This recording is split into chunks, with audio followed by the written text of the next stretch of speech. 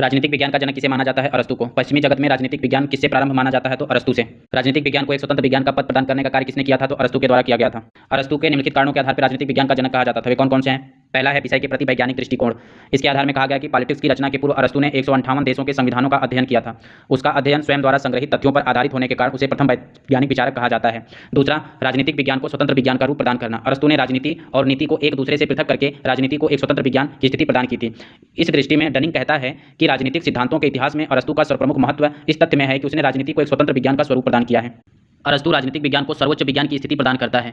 वह बतलता है कि नीति शास्त्र को वैयक्तिक भलाई का शास्त्र कहा जाता है, अर्थशास्त्र को घरेलू भलाई का शास्त्र कहा जाता है।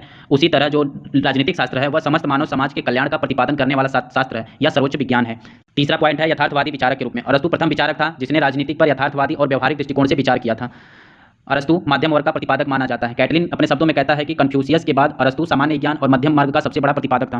वैज्ञानिक पद्धति में अरस्तु ने आगमनात्मक और तुलनात्मक नियम का प्रचलन किया था। अरस्तु को राजनीतिक विज्ञान के जनक कहने का सर्वप्रमुख कारण है कि उसके द्वारा आगमनात्मक और तुलनात्मक रूपों में अपनाई गई वैज्ञानिक पद्धति है। पांचवां कारण है कि राज्य के पूर्ण सिद्धांत का क्रमबद्ध निरूपण। अरस्तु प्रथम पश्चिमी विचारक है जिसने क्रमबद्ध रूप में राज्य का पूर्ण सिद्धांत प्रस्तुत किया था। अरस्तु का राज्य केवल एक नगर राज्य ही था।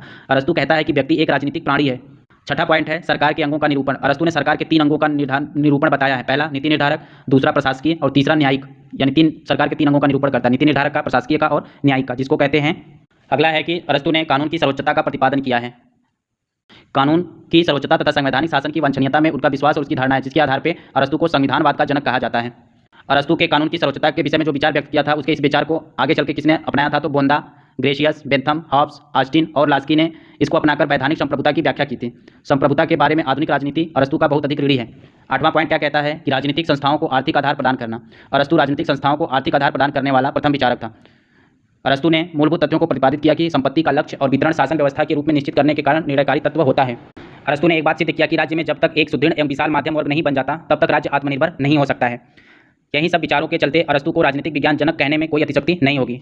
अरस्तु के राजनीतिक विज्ञान के रूप में वैज्ञानिक विचार होने के बारे में मैक्सी कहता है कि सत्य रूप में ही अरस्तु को प्रथम राजनीतिक वैज्ञानिक कहा। यानी कि प्रथम राजनीतिक वैज्ञानिक किसने कहा है? तो मैक्सी ने कहा है। किसको? अरस्तु को।